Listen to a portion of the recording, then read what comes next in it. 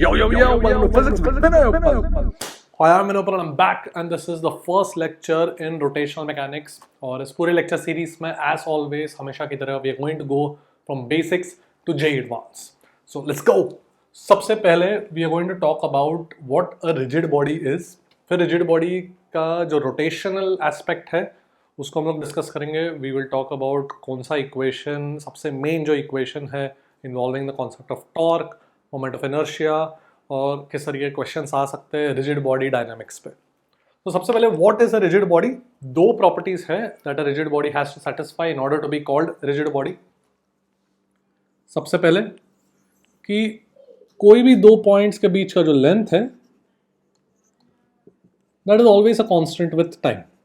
तो should make sense कि इस बॉडी को कुछ भी हो जाए, रोटेट कर रहा है, ट्रांसलेट कर रहा है, जो भी कर रहा है, कोई भी दो पॉइंट्स पकड़ लो, उनके बीच का लेंथ जो है that is always a constant. अगर वो चेंज हो रहा है मतलब फिर वो रिजिड नहीं होगा.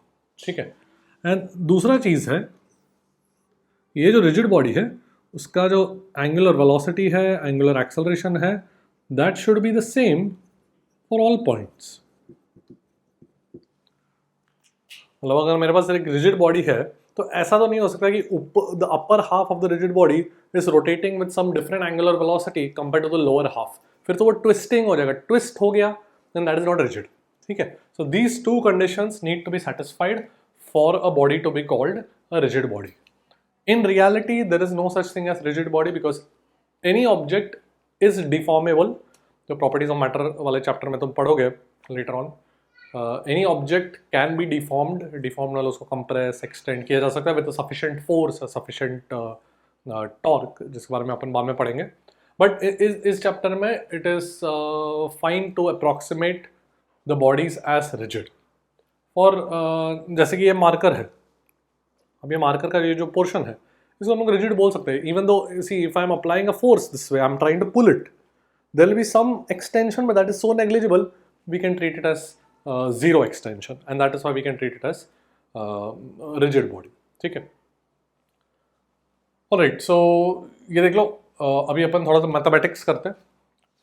So I am going to first start off with a simple point particle जो एक सर्कल में रोटेट कर रहा है.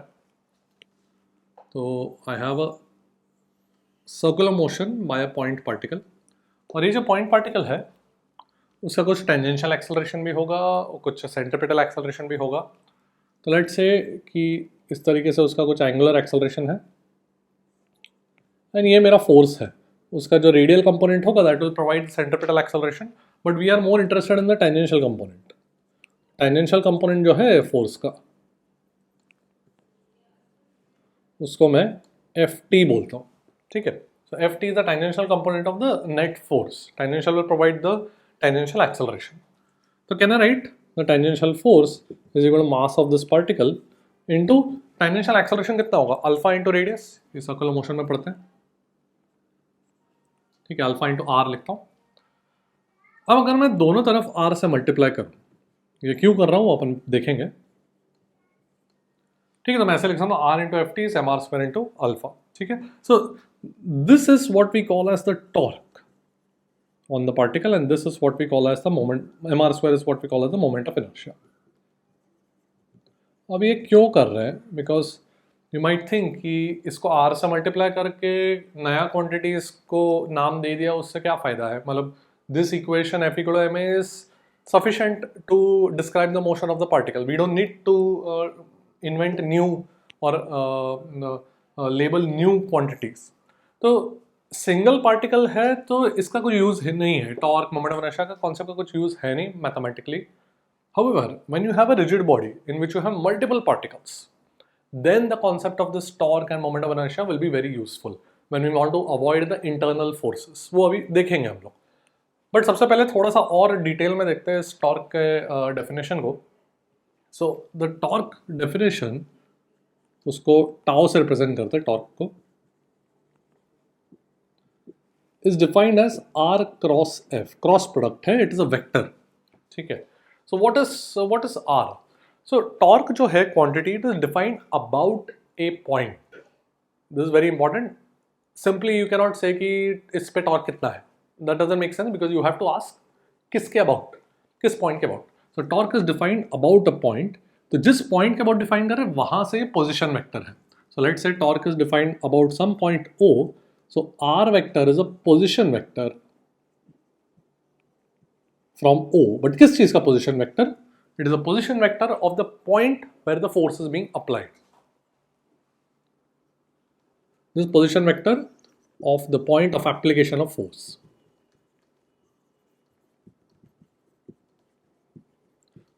So जब रिजिड बॉडी की बात करेंगे तो कहां पे फोर्स अप्लाई हो रहा है, किस पॉइंट पे फोर्स अप्लाई हो रहा है, दैट इज क्रूशियल बिकॉज उस पॉइंट का position vector from O is what is this R vector. ठीक है. And what is F? F is my force जिसका टॉर्क अपन लिख रहे हैं. So it's like a force is producing a torque. Each force will have its own torque. ठीक है. Then अलग अलग पॉइंट्स के अबाउट अलग अलग टॉर्क होगा. अब किस पॉइंट के अबाउट अपने को टॉर्क का इंफॉर्मेशन यूजफुल है वो अपन देखेंगे. नाउ मैंने बस कोई भी जनरल पॉइंट O के अराउंड अबाउट लिखा है. तो इस अगर सर्कुलर मोशन में देखूँ तो let's say if O is the centre, I want to write the torque about the centre. तो टॉर्क कितना हो जाएगा? R cross F. तो सबसे पहले तो पोजिशन वेक्टर जो है वो ये R वेक्टर हो गया. ठीक है. From O to the particle. And मेरा ये F वेक्टर ऐसे है. करेक्ट. तो अगर मैं F को ब्रेक डाउन करूं into the radial and the tangential component, तो रेडियल का तो क्रॉस प्रोडक्ट जीरो हो जाएगा ना. दो वेक्टर्स अगर पैरेलल है तो उनका क्रॉस प्रोडक्ट कितना होगा? Zero. Just quickly let's recap cross product. A cross B का मैग्नीट्यूड कितना होता है? AB sin theta, where theta is the angle between A and B. So if they are parallel or anti-parallel to each other, then the cross product will be zero. So therefore, जो force का component जिसका torque बचेगा वो सिर्फ कौन सा होगा? Tangential component. ठीक है. एंड दोनों के बीच का एंगल कितना? 90 degree. And therefore the torque का magnitude will be R into FT because sin 90 is 1. What about the direction of torque? Vector है. So R cross F. So just quickly recapping how to take cross product का direction. सबके पास I hope right hand है. So place your right hand on the first vector. अब A cross B में A vector पे place करो. A is the first vector. अब you have to place the side of your right hand. So you can place either this side or this side. And then you have to curl your fingers towards the second vector and thumb will give you the direction. तो अगर मैं ऐसे रखूँ on A, first vector, and curl my right hand fingers towards B, thumb is giving you the direction which is inverse in this case of the cross product. अगर मैंने hand ऐसे रखता तो obviously I cannot rotate my fingers or curl my fingers towards B without breaking my wrist. तो फिर वो गलत, तुमने गलत चूज किया. तो दूसरे तरीके से रखना. ठीक है. So I hope you are already familiar with this cross product. ये बस एक recap है. वेक्टर्स में तो पढ़ा ही होगा. हाँ, तो यहाँ पर अगर मैं देखूँ R cross F, R cross F, या you can even take the original F vector or you can take simply the tangential component because the radial component का क्रॉस प्रोडक्ट वैसे भी जीरो होने वाला है. ठीक है. Let me just take the tangential component. So you have to join the tails. Don't forget we have to join the tails when we are trying to decide the direction of cross product. So R cross F, first vector is R vector, so place your right hand on the first vector, curl it towards the second vector, thumb is outwards, so torque is outwards. So in this case मेरा जो torque है that is outwards. ये symbol है for outwards, so let me just write down.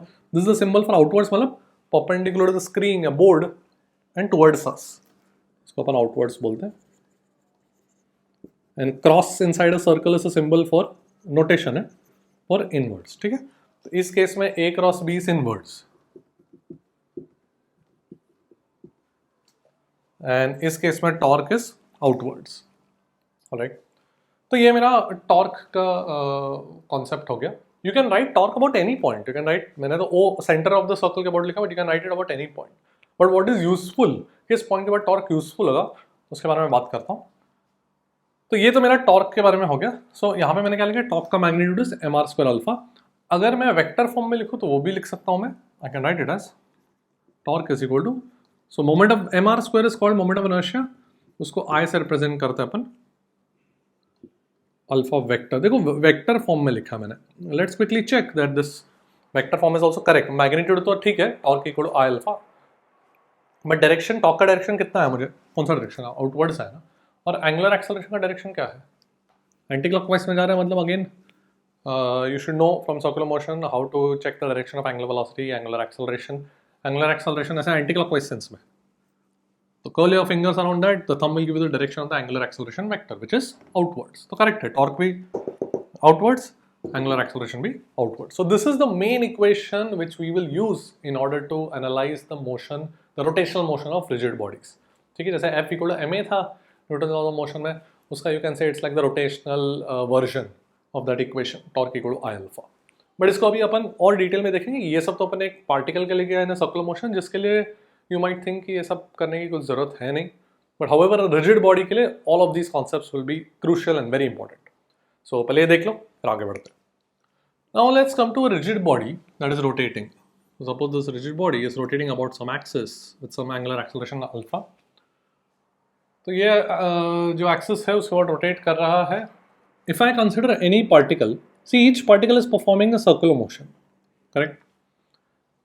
ये access के बाद rigid body rotate कर रहा है, हर पार्टिकल एक सर्कुलर मोशन परफॉर्म कर रहा है. ओके, सो लेट्स से इस पार्टिकल का मास कुछ mi है, लाइक द ith पार्टिकल बोल दो तो उसका मास mi बोल रहा हूँ, इसका रेडियस इज ri. ठीक है, तो let me look at the top view. तो I am looking at the top view of this motion of the ith particle. तो एक सर्कुलर मोशन है, रेडियस सम आर आई. हर एक पार्टिकल का रेडियस अलग हो सकता है.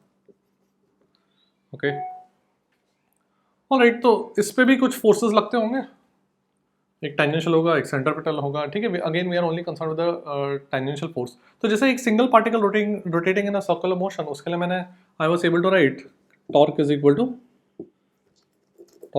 To I alpha. ये I was able to derive this and write this for a single particle. ठीक है, सो हर एक पार्टिकल के लिए I can write this, but हर एक पार्टिकल का मोमेंट ऑफ इनर्शिया और हर एक पार्टिकल का टॉर्क सब अलग अलग हो सकता है. ओके, तो अगर जैसे मैं ith पार्टिकल पे लिख रहा हूँ, so let me write torque on the ith particle is equal to moment of inertia of the ith particle into alpha. Now alpha will be the same for all particles. Rigid body है ना, that was one of the properties of the rigid body. Okay, so moment of inertia of the ith particle क्या हो जाएगा, mr square था ना, so mi into ri square. ठीक है, and what about the torque on the ith particle. तो यहाँ पे कुछ टेंजेंशियल फोर्स लग रहा है ith पार्टिकल पे, है ना. अगर मैं वेक्टर फॉर्म में लिखूँ, that will be r i cross f vector. F i बोलता हूँ, where f i is the net force on the ith particle. ठीक है, this is the net force that is acting on the ith particle. Alright, तो ये मेरा equation हो गया. Let me write it here, r i cross f i is equal to. तो this is the torque equation on ith particle. अभी तक like I said कुछ new information नहीं मिला है हम लोग को, and we still can not see the advantage of defining this torque and moment of inertia, but that is what we are about to see now. My aim is to avoid internal forces. दो particles के बीच का जो internal forces है उसका information usually नहीं पता होता अपने को. ठीक है, we know external forces acting on this rigid body, जैसे अपन क्वेश्चंस करेंगे वो देखेंगे, बट इंटरनल फोर्सेस के बारे में we do not know. So in order to avoid that, that is the main reason we are writing everything in this manner. तो हम लोग क्या करेंगे, we are going to sum up over all the particles. ठीक है, यहाँ पे alpha vector डालता हूँ. So we are going to sum up over all the particles, and in doing that, जैसे कि मेरे पास एक पार्टिकल 1 है, पार्टिकल 2 है, इंटरनल फोर्सेस का टॉर्क को क्या होगा वो अपन देखते हैं. लेट्स से कोई पॉइंट O है जिसके about I want to write the torque. So let's say particle 1 is applying a force on particle 2 in this manner. Force 2 1 बोलता हूँ, फोर्स ऑन 2 बाय 1. ठीक है, एंड न्यूटन्स थर्ड लॉ से force on 1 by 2 they'll be obviously opposite of each other. Magnitude में same रहेंगे Newton's third law से. यहाँ पे we are making an assumption कि the particles are applying force along the line joining the particles. एक दूसरे पे जो इंटरनल फोर्स लगा रहे हैं वो along the line joining है, and this is a good assumption. That is what happens in nature as well. ठीक है, तो रियलिटी में भी यही होता है. तो मतलब ये ऑब्जर्वेशन बोल दो, but we are going to assume this. तो देखो क्या होने वाला है, ये r1 वेक्टर है पोजीशन वेक्टर, ये r2 वेक्टर है, ठीक है। If I add the torques you should be able to see that they will cancel out. कैसे? अगर मैं टॉर्क को r क्रॉस f लिखूं, इन जनरल अभी बात कर रहा हूं, तो देखो अगर मेरे पास कुछ ऐसे फोर्स है और ये मेरे पास r वेक्टर है, ठीक है, और ये थीटा है, तो टॉर्क का मैग्नीट्यूड क्या हो जाएगा, R F sine theta, correct. And I write it as perpendicular distance into F. उसका मतलब क्या, what is R sine theta, R sine theta तो ये हो जाएगा ना, परपेंडिकुलर डिस्टेंस आर का component R sine theta, the distance of the component of R perpendicular to F. तो यहां पर कितना हो जाएगा,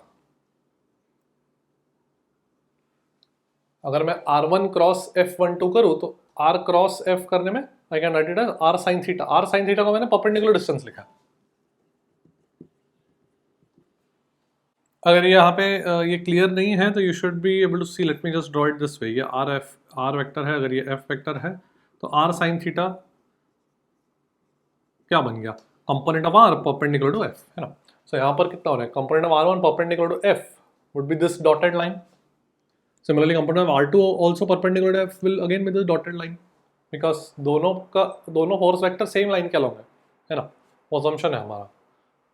तो दोनों टॉर्क का मैग्नीट्यूड सेम ही होगा, because F12 and F21 same है, एंड R परपेंडिकुलर भी दोनों फोर्सेस के लिए सेम है, ये डॉटेड लाइन। तो दोनों टॉर्क का मैग्नीट्यूड सेम हो गया। What about direction, R1 cross F12 देखो, R1 ऐसे है and F12 I have to join the tails,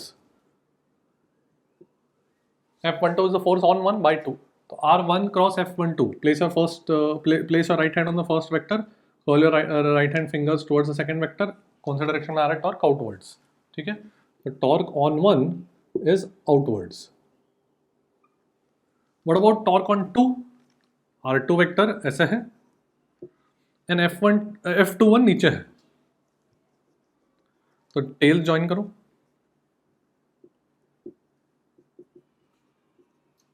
कौन से डायरेक्शन में आ रहा है, R2 cross F21। First vector कौन सा है, R2, उस पर अपन राइट हैंड रखेंगे, कैसे रखूं मैं, ऐसा रखता हूँ, and curl my fingers towards the second vector, कौन सा डायरेक्शन में आ रहा है, इनवर्ड्स। तो यहाँ पे torque on 2 is inwards, direction opposite, magnitude तो सेम अपन ने देख लिया, नेट टॉर्क कितना हो जाएगा, 0। So internal torques cancel out, that is the whole idea here. जो भी हमने किया है यहाँ पर, the internal torques cancel out, that is the main thing. And therefore summation में बस क्या बचेगा, एक्सटर्नल टॉर्क, एंड इस पूरी चीज को अपन मोमेंट ऑफ इनर्शिया बोलेंगे ऑफ द रिजिड बॉडी।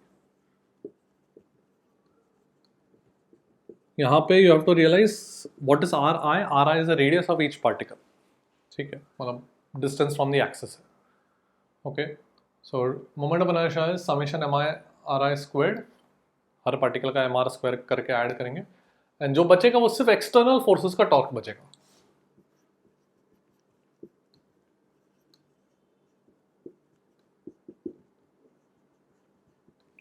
सो ये यहाँ पे मैंने क्या लिखा है, external torque. What is that, that is the summation of the torques on each particle due to which forces, only the external forces, because internal forces का torque cancel out हो गया। तो इसी रीजन के कारण we are doing all of this मेहनत, ये अपन ने पूरा टॉर्क डिफाइन किया, अल्फा डिफाइन किया, only because internal torques cancel out हो जाएंगे, ठीक है। तो यहाँ पे एक तुम्हारे मन में डाउट आ सकता है कि जो मैंने torque equal to I alpha derive किया था, that was about which point, remember torque about a point is important, very important to specify किस पॉइंट के अबाउट टॉर्क की बात कर रहे हैं। So that was about torque equal to I alpha जो मैंने डिराइव किया था, that was about the centre of the circle, है ना। अब यहाँ पर तो दिख रहा है कि हर पार्टिकल का सेंटर ऑफ सर्कल तो अलग अलग है, तो about which point are we writing the torque, that is a question that we need to answer. तो एक्चुअल में थोड़ा सा मैंने चीटिंग किया है, क्योंकि ये जो इक्वेशन है torque equal to I alpha, और डिराइव किसके लिए किया था? For a point particle performing circular motion. और यहाँ पर मैंने I have written it this way, internal torque सब कैंसिल आउट हो गए। So actually if I look at a planar object, तो ये प्लेनर ऑब्जेक्ट है, एक ही प्लेन में है, तो and it is rotating about some point, तो हर point of this planar object का सेंटर ऑफ सर्कल सेम ही रहेगा। ये हो every point is of this planar object is performing circular motion of the same point. तो उसके बाद torque equal to I alpha अपन लिखेंगे, ठीक है। रिजिड बॉडी के लिए क्या होगा? जिसमें हर पार्टिकल का सर्कुलर सेम नहीं है, या सेंटर ऑफ सर्कल सेम नहीं है। इन दैट केस सी ये कौन से डायरेक्शन में आया था? टॉर्क आर क्रॉस एफ कौन से डायरेक्शन में आया था? आउटवर्ड्स आया था ना, basically along the axis of rotation आया था। The axis of rotation is this, torque was along the axis of rotation, and therefore we should actually write for a rigid body, we should write the component of torque along the axis of rotation. So let me call this axis of rotation as z component. Torque ka z component is I alpha. So in that case what happens is we say it is torque about the axis. The torque about axis is nothing but just a phrase hai that you may come across in questions. It is a component of torque along the axis, and that component is equal to I alpha. ठीक है? This equation doesn't make sense for a rigid body because her point का center same नहीं, जरूरी नहीं है, तो फिर about which point should we write the torque? So it is not the torque about a point, it is the total torque का component along the axis that becomes equal to I alpha. एक planar object के लिए ठीक है, torque equal to I alpha vector form में लिख सकते हो, बट एक रिजिड बॉडी है 3 डायमेंशन में, in that case we have to look at the component of torque along the axis, ठीक है।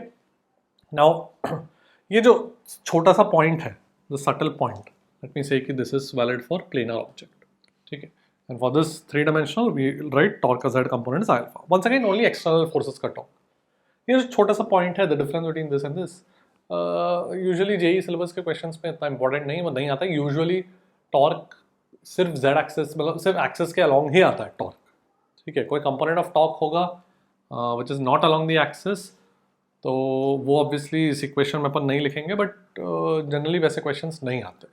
Most of the questions that we will see, हर एक क्वेश्चन में torque will be along the axis itself, ठीक है। सो इसलिए usually ये जो डिफरेंस है, थोड़ा छोटा सा सटल पॉइंट है, वो पढ़ाया भी नहीं जाता है, बट तुम्हारे मन में एक डाउट आ सकता है, so I have clarified it, ठीक है। ऑलराइट, देख लो फिर थोड़े क्वेश्चंस देखते हैं। So before we go to questions, let's just quickly look at how we can write torque in the fastest possible manner. तो जो मेरा टॉर्क है आर क्रॉस एफ, उसको मैं आर एफ साइन थीटा लिख सकता हूँ, where theta is the angle between the r vector and force vector। तो ये r vector अगर है, ये force vector है, तो r sin theta को क्या लिख सकता हूँ मैं? The component of r perpendicular to f। This length is r perpendicular, denote कर रहा हूँ, which is component of r perpendicular to f, r sin theta। और I can also write it as r f perpendicular, where f perpendicular, जैसे r perpendicular r sin theta था, वैसे अगर f perpendicular देखो तो that will be f sin theta, component of force perpendicular to r vector, component of force perpendicular to r vector, उस तरीके से भी लिख सकता हूँ। सो बोथ आर यूजफुल, मतलब obviously both will give the same answer, but depending on the situation one might be more useful than the other mathematically. बाकी को कोई भी फॉर्म यूज कर लो, वो फर्क नहीं पड़ेगा। मैं मैग्नीट्यूड की बात कर रहा हूँ, ठीक है। डायरेक्शन तो क्रॉस प्रोडक्ट से अपन देखेंगे, राइट। तो let's look at what kind of question can come. तो मेरे पास एक रॉड है of length L, mass m है, इट्स कनेक्टेड बाय 2 स्ट्रिंग्स, ठीक है, and there is another particle connected here via short string, उसका भी मास m है, रॉड का भी मास m है, L/4 पे कनेक्टेड है पार्टिकल, पूछा find the tensions in the string, ठीक है। तो this is a situation of equilibrium, the rod is in equilibrium, particle is in equilibrium. So we have to realise कि जो अपन ने torque equal to I alpha derive किया था, that was about the axis, correct. अपन ने torque equal to I alpha किसके about derive किया था? वो सेंटर ऑफ द सर्कल है ना, अभी अपन ने डिस्कस किया, it's about the axis. So you can write torque equal to I alpha only about the axis of rotation. Now equilibrium के केस में there is no rotation, alpha zero है, so torque is also zero. वो ये कौन सा torque है? सब external torque है, ठीक है। नाउ इक्विलिब्रियम के केस में किसी भी पॉइंट को अपन एक्सेस मान सकते हैं, बिकॉज हर पॉइंट के अबाउट अल्फा जीरो है, ठीक है। There is no rotation about any point, ठीक है। So I can write torque external is zero about any point. Axis मतलब क्या है? The points which are at rest, है ना, that is the axis of rotation. When particles performing circular motion, rigid bodies performing circular motion or rotational motion about an axis, तो axis पे जो points है body के वो तो rest पर है, यहाँ पर हर पॉइंट रेस्ट पर है, तो किसी को भी एक्सेस पे बोल दो, ठीक है। So external torque is zero about any point, that is the you can से the feature of equilibrium condition, convenience of equilibrium, ठीक है। And of course external force भी जीरो है। You can say this is the rotational equilibrium condition, this is the translational equilibrium condition. कि center of mass का acceleration भी zero है, तो external force भी zero है, ठीक है। So let us see how we can use these equations to get T1 and T2. Okay. तो क्या क्या forces लग रहे हैं? अगर मैं देखूँ रॉड एंड पार्टिकल का सिस्टम देखूँ तो अवॉइड द इंटरनल टेंशन, तो क्या क्या फोर्सेस लग रहे हैं? एक्सटर्नल फोर्सेस, टेंशन है, ग्रेविटी है, दोनों रॉड और पार्टिकल का, ठीक है। तो टॉर्क लिखने के लिए I need to know where the force is acting, point of application. मुझे पता tension acting at this end, the tension acting at this end, gravity is acting at this point which is a 10/4, but what about the gravity of the rod? So what happens is, जो मेरा gravity है mg vector, where g is uniform, g अपन uniform मान रहे हैं अभी सब जगह, तो this force acts at the center of mass of a body. What does that mean? इसका मतलब क्या है? Acts at center of mass का मतलब क्या है? इसका मतलब है कि gravity acting at the center of mass will produce the same torque as the individual dm masses पे जो भी gravity लग रहा है उसका torque। मतलब मेरा कहने का मतलब है कि एक्चुअली मैं देखूँ तो कोई भी रिजिड बॉडी है, कोई भी बॉडी है, हर डीएम मास पे एक डीएमजी फोर्स लगेगा, correct? You write the torque about any point, कोई रैंडम पॉइंट ओके अबाउट मैं टॉर्क लिख रहा हूँ सारे डीएमजी का, you will see it is the same as if we were to replace all the D M G by a single M G force where M is the total mass at the centre of mass. उसका भी torque same ही आएगा, दोनों situation में torque same आएगा। That is why we say कि the gravity of this object is acting at the centre of mass. इसका मतलब क्या है कि it is producing the same torque as the situation, original situation where individual D M masses पे gravity लग रहा है, ठीक है। इसको प्रूव भी करता हूं नेक्स्ट बोर्ड पे, पर पहले let's solve this question. Now that we know this fact, gravity acts at centre of mass of body, तो let me draw the FBD of the rod plus the particle. तो rod plus particle अगर मैं देखूं तो एक tension T1 यहाँ पर लग रहा है, एक T2 यहाँ पे लग रहा है, gravity will act for the rod eight the centre of the rod, uniform rod मान रहे, एंड एक ग्रेविटी यहाँ पर भी लगेगा पार्टिकल का, ठीक है। Now I want to calculate the tension, so I want to calculate the torque. ये इक्वेशन लिख रहे हैं, external torque is zero about any point, किसी भी पॉइंट के अबाउट मैं लिख सकता हूँ, तो बिकॉज इक्विलिब्रियम है, तो let me choose this point, let's say point P। क्यों मैंने वो चूज किया? बिकॉज उसके अबाउट T2 का टॉर्क जीरो रहेगा, बिकॉज R वेक्टर जीरो है ना, T2 is acting at this point, उसी पॉइंट को अपन के अबाउट टॉर्क लिखेंगे तो position vector from P to the point where T2 is acting is zero, because P itself is the point where T2 is acting, correct. तो T2 का torque गायब हो जाएगा, that is why P is a convenient point, right. तो let's see क्या क्या torques आएगा। T1 का टॉर्क कितना होगा? तो मैं क्या लिख सकता हूँ, torque is R cross F होता है ना, तो जरा डायरेक्शन भी देखते हैं। R is measured from the point where I want to write the torque. So I want to write torque about point P. तो P से पोजीशन वेक्टर ऐसे जाएगा, टेंशन T1 यहाँ पे एक्ट कर रहे हैं, करेक्ट। तो position vector is from P, तो let's say this point is A, P से A तक पोजीशन वेक्टर है फॉर T1, एंड मुझे अगर डायरेक्शन निकालना तो I have to join the tails, R cross T अभी करते हैं right hand, place your let me do it this way, place your right hand on this first vector, curl your fingers towards the second vector, thumb is pointing inwards और torque is inwards, ठीक है, और you can say it is clockwise, ठीक है। So torque is inward, so let me take inward as positive, वो मेरा एक choice है, इसको पॉजिटिव टॉर्क बोलते हैं, ठीक है। एक कुछ चूज करो, इनवर्ड्स या आउटवर्ड्स पॉजिटिव। तो T1 का टॉर्क कितना हो जाएगा, T1 into this distance R into T1 into length क्या दिया L, ठीक है, positive. Okay, what about this gravity, ये mg, ये डिस्टेंस कितना है 3L/4, करेक्ट। तो उसका टॉर्क कितना हो जाएगा, वंस अगेन पॉइंट P से पोजीशन वेक्टर यहाँ पे डालेंगे, पॉइंट P से पोजीशन वेक्टर ऐसे हैं, बट अभी ग्रेविटी नीचे लग रहा है, ठीक है, this is 3L/4, this is R vector for the gravity of the particle.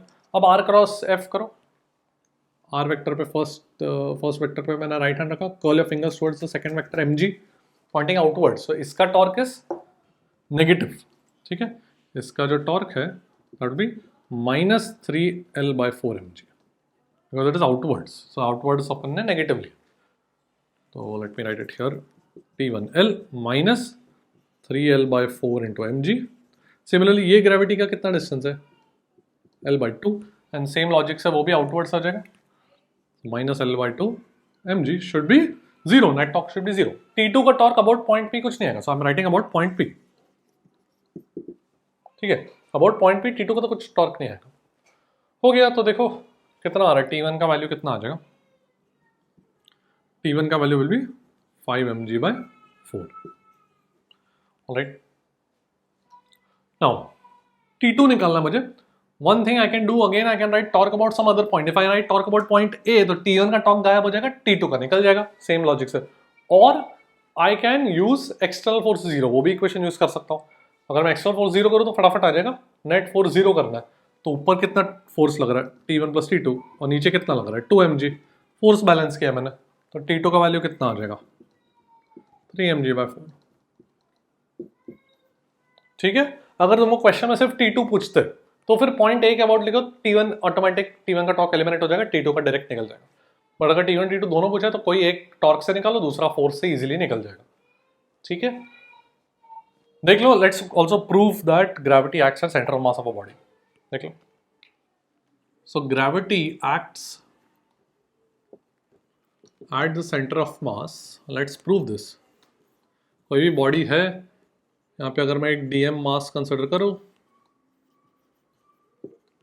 Point O ये मेरा पोजीशन वेक्टर बन गया, तो मेरा टॉर्क कितना हो जाएगा R cross dmg, correct, and integrate कर दो, टोटल टॉर्क ये हो जाएगा।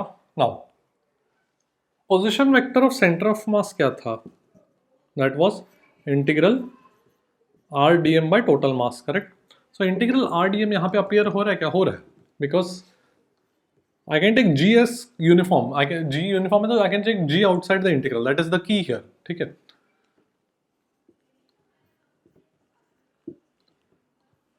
divided by अच्छा, इसको मैं बस ऐसे ही लिख रहा हूँ, ठीक है, मैंने G बाहर ले लिया, तो let me write it as integral R dm cross G vector, ठीक है। dm is a scalar multiplying R vector and that integral is taking cross product with G vector, ठीक है। तो इंटीग्रल R dm को क्या लिख सकता हूँ मैं, M RCM लिख सकता हूँ। Let me rearrange this as RCM cross mg. What is this? This is like as if we have replaced the entire gravity at the center of mass. Same torque है ना, ठीक है। So we have basically proven that gravity acts as center of mass provided G vector is uniform. ये ध्यान रख लो अपने को, because जैसे gravitation वाला चैप्टर पढ़ेंगे आगे, तो उसमें G vector uniform नहीं होगा, G vector variable होगा, तो then we cannot say कि gravity will act at center of mass, ठीक है, because we can't take it out of the integral, alright, okay, याद रखेंगे अपन ये, देख लो। Let's do a question from Pathfinder। तो ऐसा क्वेश्चन है कि मेरे पास एक रॉड है जिसका मास अननोन है, इट इज हिंज्ड हियर, तो यहाँ पर हिंज्ड है, इसका मतलब the hinge can apply some force which is unknown to us on the rod, ठीक है।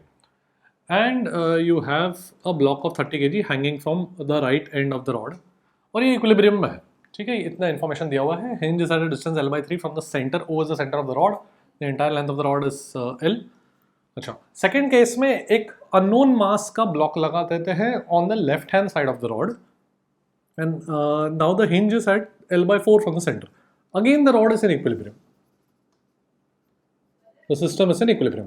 तो find this unknown mass. So basically मेरे पास दो अननोन्स है, रॉड का भी मास अननोन है जो नहीं पूछा गया है, but that is unknown to us, and इस ब्लॉक का मास अननोन है, and we want to find m, and of course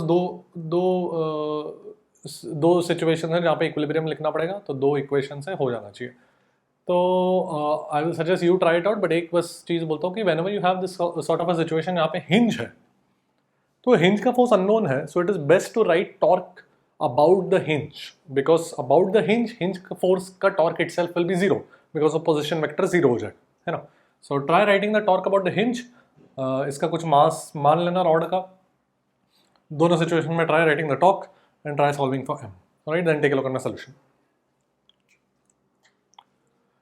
okay, so I hope you have tried it out. तो फर्स्ट सिचुएशन में लेट्स से रॉड का mass कुछ m dash है, तो centre पे m डैश g लगेगा,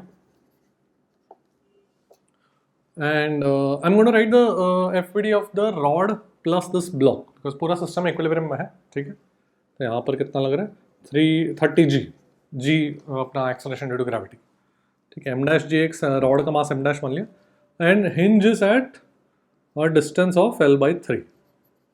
तो हिंज के अबाउट ही मैं टॉर्क इक्वेशन लिखता हूँ, because hinge force is unknown to me, तो हिंज फोर्स का टॉर्क जीरो हो जाएगा खुद के अबाउट, राइट। सो 30 g का कितना आ जाएगा, this will B L/6, correct, total L/2 है ये डिस्टेंस, तो 30g इंटू L/6 मेरा टॉर्क इक्वेशन हो जाएगा। कौन से डायरेक्शन में होगा, see position vector from the hinge to the this force 30g, so ऐसा पोजिशन वेक्टर है, और ये मेरा 30 into g is my force. So first vector r vector में राइट हैंड ऐसा रखूंगा, curl your fingers towards the second vector, it's pointing inwards, let me take inward as positive, ठीक है, क्लॉकवाइज एज पॉजिटिव। तो कितना आ जाएगा L/6 into 30g, angle तो 90 degree है ना। m डैश g में पोजीशन वेक्टर लेफ्ट में जा रहा है, ऐसे जा रहा है position vector to m dash g, you should be able to see इसका torque would be outwards, correct.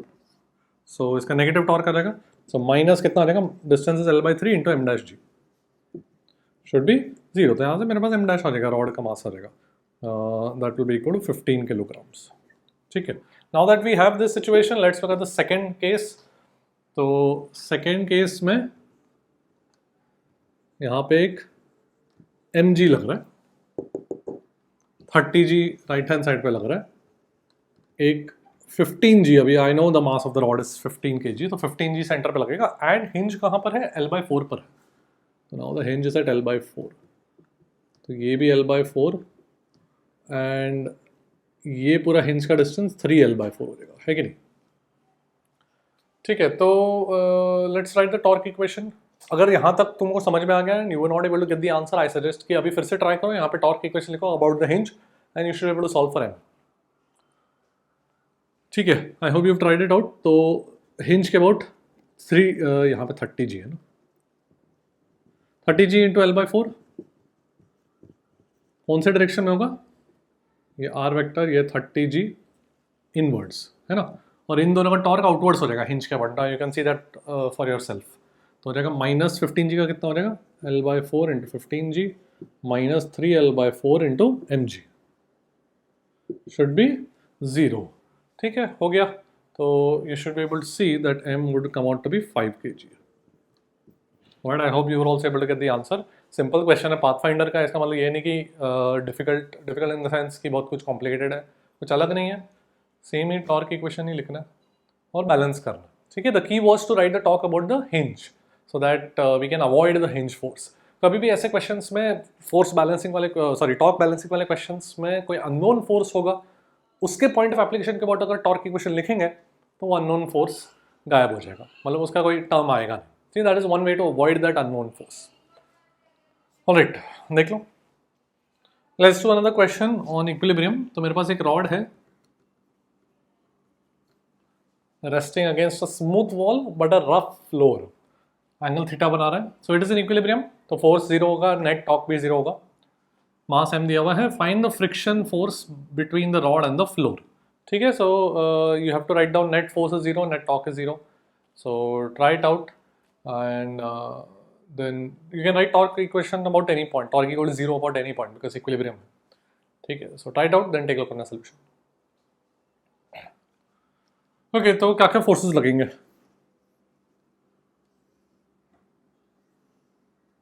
एक नॉर्मल फोर्स लेट से n1 ऐसे लगेगा, एक n2 एंड एक फ्रिक्शन और एक mg. ये चार फोर्स लगेंगे जिसमें तीन अननोन है, तो तीन अननोन को एलिमिनेट करने के लिए तीन इक्वेशन की जरूरत शायद पड़ सकती है. जैसे कि एक फोर्स इक्वेशन, दो force equation horizontal vertical and एक टॉर्क इक्वेशन. ठीक है, we may be able to reduce the number of equation also, but in general you will write force equation in the x direction, force in the y direction, balancing, and one torque equation. Those are your three equations. ठीक है, so let's see how we can do that. तो किस point के बाद torque लिखे हुए, वैसे तो theoretically कोई भी पॉइंट के बाद टॉर्क इक्वल टू जीरो करो तो हो जाएगा काम, but we would like to write the torque equation about the point which has about through which maximum number of forces are going, so that दो सारे फोर्सेस का टॉर्क जीरो हो जाएगा. सो फॉर एग्जांपल अगर मैं point let's say point A के about देखूं, तो पॉइंट ए के अबाउट n2 और f दोनों का टॉर्क जीरो हो जाएगा ना, सोचो, क्योंकि वो पोजीशन वेक्टर जीरो है, करेक्ट. अगर मैं ये पॉइंट देखूं, इस पॉइंट के बाद फ्रिक्शन और ग्रेविटी का टॉर्क जीरो हो जाएगा, है कि नहीं? Both points are good. Another very good point is this point, this point. Why? Because उसमें n1 और n2 का टॉर्क जीरो हो जाएगा. सोचो यहाँ पे क्या है कि अगर मैं ये point let me call it point B के अबाउट अगर मैं टॉर्क इक्वेशन लिखूं, तो देखो n1 का अगर मैं टॉर्क लिखूं, n1 is going through point B, correct. तो पॉइंट बी से position vector of the point of application of force क्या होगा? This will be the position vector from point B to the point of application of force of n1. R vector ऐसा होगा, n1 ऐसे है, दोनों के बीच का एंगल कितना है? 180 डिग्री है, एंटी पैरेलल है, क्रॉस प्रोडक्ट कितना हो जाएगा? Zero. That is why torque will be zero. So if a force is going through a point, मतलब उस फोर्स को एक्सटेंड कर दिया, it is going through that point, तो उस पॉइंट के about torque is zero.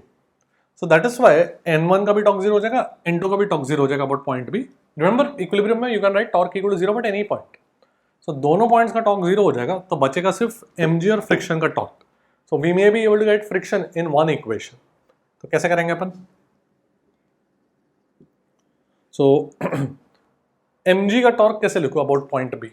See, I remember I can write my torque as r perpendicular into f. That is one way to write the torque. Magnitude की बात कर रहा हूँ. Where r perpendicular is the distance from the point, the perpendicular distance from the point to the force. So यहाँ पर जो मेरा gravity है वो ऐसे एक्ट कर रहा है. इसको अगर मैं लाइन को एक्सटेंड करूँ, ये दिस इज माई ग्रेविटी का लाइन. ठीक है, एंटायर थिंग इज सीधा दिख रहा है, टेढ़ा हो गया क्या? This entire thing is my gravity का line. Point B is here. तो ये जो डिस्टेंस है, this will be R perpendicular. I hope you understood the meaning of R perpendicular. It is the perpendicular distance from the point about which we want to write the torque to that force. तो ये मेरा force है. Force को extend करो ऊपर नीचे, दोनों तरफ एक्सटेंड करो, drop a perpendicular from the point, जिसके बाद टॉर्क लिखना, तो मिल जाएगा तुमको आर परपेंडिकुलर. वो कितना हो जाएगा? यही डिस्टेंस, वो कितना हो जाएगा? दिस इज l/2 एंड ये थीटा है, so this will B l/2 cos theta, correct. So torque of gravity I am writing about b would be mg l/2 cos theta. कौन से डायरेक्शन में होगा? आर वेक्टर ऐसे है ना, from B to this point of application of force, R vector ऐसे है and gravity ऐसे, join the tails, so R cross mg outwards. ठीक है, so this is outwards. And बचा फ्रिक्शन का टॉर्क. फ्रिक्शन का torque once again point B से R vector कैसा है? ऐसे. How much is this length? l sin theta. This length is l sin theta. And direction ये are vector है from point B to friction, friction ऐसे है join the tails, are करो सिर्फ इनवर्ड्स, तो टॉर्क ऑफ फ्रिक्शन कितना हो जाएगा again about point B L sine theta into F, this is inwards, तो रिजल्टेंट जीरो होना चाहिए ना, सो मैग्नीट्यूड दोनों का इक्वल होना चाहिए because they're in opposite direction, तो they will cancel out if the magnitudes are equal, so mgl/2 cos theta should be equal to fl sin theta, तो फ्रिक्शन का वैल्यू आ जाएगा mg cot theta by 2. Alright, so this is one way to do it by avoiding n1 and n2 directly. वो कैसे किया मैंने, n1 का line देखा n2 का लाइन देखा, उनका इंटरसेक्शन के अबाउट टॉर्क इक्वेशन लिख दिया क्योंकि n1 और n2 दोनों का टॉर्क उस पॉइंट के अबाउट जीरो हो जाएगा. ऑलराइट, सो मेरे पास डायरेक्टली f का टॉर्क आ जाएगा, but you can write it about any other point. Suppose you want to write it about point a, वहाँ पे n2 एंड f का टॉर्क जीरो हो जाएगा and you will get n1 and mg का torque, so तुमको n1 का value मिल जाएगा पॉइंट a के अबाउट. That is also simple. And एक बार अगर n1 का मिल गया तो फोर्स इक्वेशन क्या लिखेंगे, देखो फोर्स इक्वेशन लिखेंगे हॉरिजॉन्टल डायरेक्शन में n1 and f are equal and vertical direction में mg and n2 are equal, है ना. So if you write about point a, f and n2 का टॉर्क जीरो हो जाएगा, बचेगा n1 एंड ग्रेविटी का टॉर्क, तो वो बैलेंस करके n1 निकल जाएगा एंड n1 का value is nothing but f, तो वहां से भी f निकल जाएगा. सो point a is also very good point. ठीक है, basically choose a point through which two forces are going, okay, so that वो दोनों फोर्सेस आर अवॉइडेड कंप्लीटली. हमेशा ऐसा जरूरी नहीं है, बट इस क्वेश्चन में यू कैन सी कि ऐसे मेरे पास पॉइंट बी है, पॉइंट ए है, ये वाला भी एक पॉइंट है जिसमें दो दो फोर्सेस जा रहे हैं. ठीक है, देख लो. That's it for today. I'll see you next time and I'll see you at the top. Good night.